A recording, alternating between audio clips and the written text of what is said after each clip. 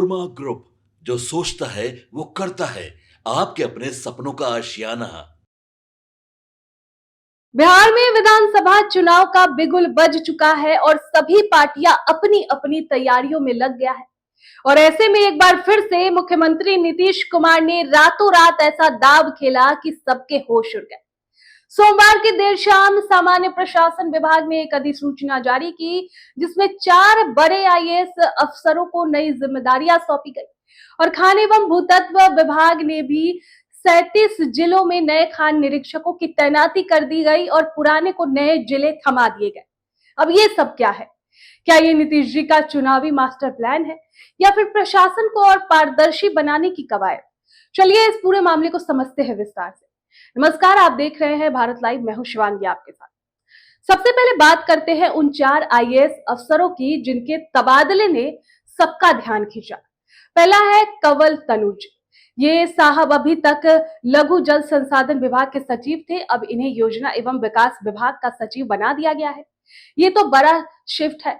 लघु जल संसाधन से सीधे योजना और विकास, यानी अब बिहार के डेवलपमेंट की ब्लूप्रिंट इनके हाथ होगी।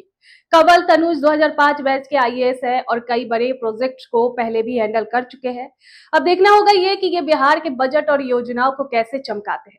खासकर चुनाव से ठीक पहले ये पोस्ट मिलना अपने आप में बड़ा संदेश देता है। अगला है डॉक्टर जितेंद्र प्रसाद गुप्ता। ये बिहार राज्य योजना पार्षद में संयुक्त सचिव थे, अब इन्हें वित्त विभाग में संयुक्त सचिव बनाया गया है। वित्त विभाग यानी पैसे का हिसाब किताब। चुनावी मौसम में जब हर पार्टी मुफ्त की रेवड़ियां बांटने का वादा करती है, तब वित्त विभाग में एक भरोसेमंद चेहरा डालना नीतीश जी का स्मार्ट मूव है। अगले हैं कृष्ण चंद्र गुप्ता। ये साहब कुछ समय से नई पोस्टिंग की राह देख रहे थे, अब इन्हें गृह विभाग में विशेष कार्य पदाधिकारी बनाया गया है। गृह विभाग मतलब कानून व्यवस्था की रीढ़। चुनाव में शांति और निष्पक्षता बनाए रखने के लिए ये पोस्ट बहुत अहम है। नीतीश जी ने शायद इन्हें इसलिए चुना ताकि कोई हंगामा ना हो। अगले हैं निशांत सिहरा। इनका भी इंतजार खत्म हुआ, इन्हें सामान्य प्रशासन विभाग में विशेष कार्य अधिकारी बनाया गया है। ये विभाग तो नीतीश जी का सबसे करीबी माना जाता है, जहां से सारी बड़ी रणनीतियां बनती है। सिहटा साहब अब इस डिपार्टमेंट में क्या कमाल दिखाते हैं, देखने वाली बात होगी। अब आते हैं खान एवं भूतत्व विभाग की, जहां पर बिहार में अवैध खनन का मुद्दा हमेशा से गर्म रहा है। माइनिंग माफिया की जड़ें इतनी गहरी है कि हर बार चुनाव में ये चर्चा का विषय बनता है। नीतीश सरकार ने 37 जिलों में नए खान निरीक्षकों का तैनाती कर दी है और पुराने वालों को नए जिले थमा दिए गए हैं। साथ ही सख्त निर्देश भी दिया गया है कि 1 हफ्ते के अंदर नई जगह ज्वाइन कर ले। अब कुछ खास तबादलों की बात करें तो ऋचा, जो अरवल में खान निरीक्षक थी, अब नालंदा भेजी गई है।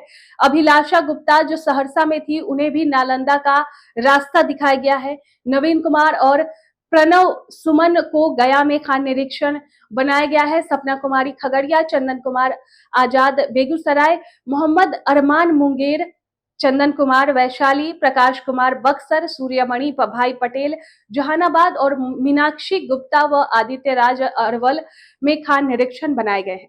अब सवाल उठता है कि आखिर ये सारे तबादले क्यों हो रहे हैं?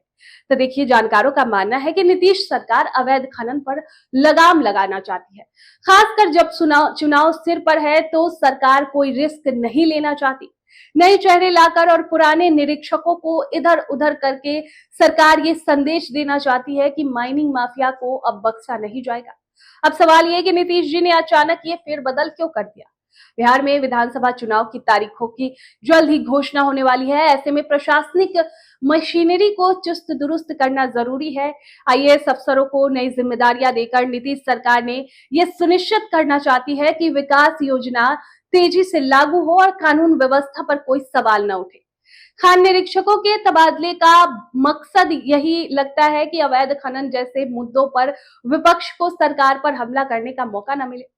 देखिए, अब कुल मिलाकर चुनाव का माहौल गर्म है बिहार में। एनडीए और महागठबंधन के बीच सीट बंटवारे की बातें जोरों पर है। ऐसे में नीतीश जी का ये प्रशासनिक फेरबदल एक तरह से मास्टर स्ट्रोक है। अगर ये नए अफसर और खान निरीक्षक अपने काम में पारदर्शिता और तेजी दिखाते हैं तो जदयू को इसका फायदा मिल सकता है, लेकिन अगर ये सिर्फ कागजी बदलाव साबित हुए तो विपक्ष को एक और मुद्दा मिल जाएगा। खैर, बिहार के सियासत में तो ये ड्रामा कभी खत्म नहीं होगा।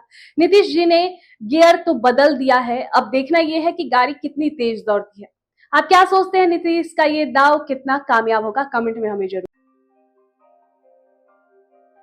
आपके सपनों को हमने सजाया है, ई होम्स पैनोरामा को हमने बनाया है। ई होम्स मेरा एक सपना था जिसपे मैं पिछले 4 साल से काम कर रहा था। हमने जो बनाया है वो सबने है माना। ई होम्स पैनोरामा में हो आपका भी आशियाना।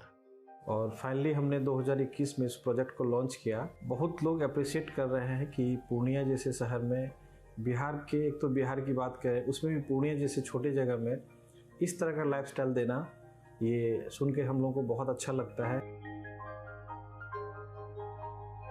ई होम्स में हमने कुछ और भी किया है, जैसे हम जिस जगह में रह रहे हैं हमारे फैमिली सिक्योर हो, उनको सिक्योरिटी का ध्यान में रखा है। आपकी सुविधा और सुरक्षा आपके लिए खास है, ये आपका विश्वास है। इसमें आर्टिफिशियल इंटेलिजेंस का 7 लेयर सिक्योरिटी का हमने इस्तेमाल किया है। लश ग्रीन कैंपस को बनाया है। यदि हमारा बाउंड्री वाल है तो वो वर्टिकल गार्डन है। ये जितनी भी फैसिलिटी होता है एक इंटरनेशनल टाउनशिप में ई होम्स है, ये हम लोग विश्वास नहीं कर पा रहे हैं। जो भी हमारे मित्र, दोस्त या जो भी हमारे बाहर के बाहर आते हैं तो हम लोगों को बहुत अच्छा सुनने को मिलता है और बहुत अच्छा क्रेडिट मिल रहा है। वो सारा हमने सिर्फ एक बिल्डिंग नहीं बनाया, हमें एक बहुत अच्छा लाइफस्टाइल दिया ई होम्स में, और मेरा एक सपना था जिसको मैं आज फुलफिल होते हुए देख रहा हूँ। ये आपका आवास है। ई होम्स पैनोरामा में अब आपका निवास है। E Homes Panorama, luxurious lifestyle redefined. Panorama group, जो सोचता है वो करता है। अगर ये वीडियो पसंद आई और वह बिहार के राजनीति और बिहारियत से सरोकार रखेनी तो सब्सक्राइब बटन दबा के चैनल के सब्सक्राइब कर ली। ओजे एगो घंटी बा, ओकरा बटन दबा देला से कुल सटीक और मारक खबर रुआ मुफ्त में मिल जाई। अगर रुआ पत्रकारिता के हमनी के नया प्रयोग में सहयोग कर चाहतानी तो ज्वाइन बटन दबा दी। पेटीएम नंबर नोट कर ली 93868167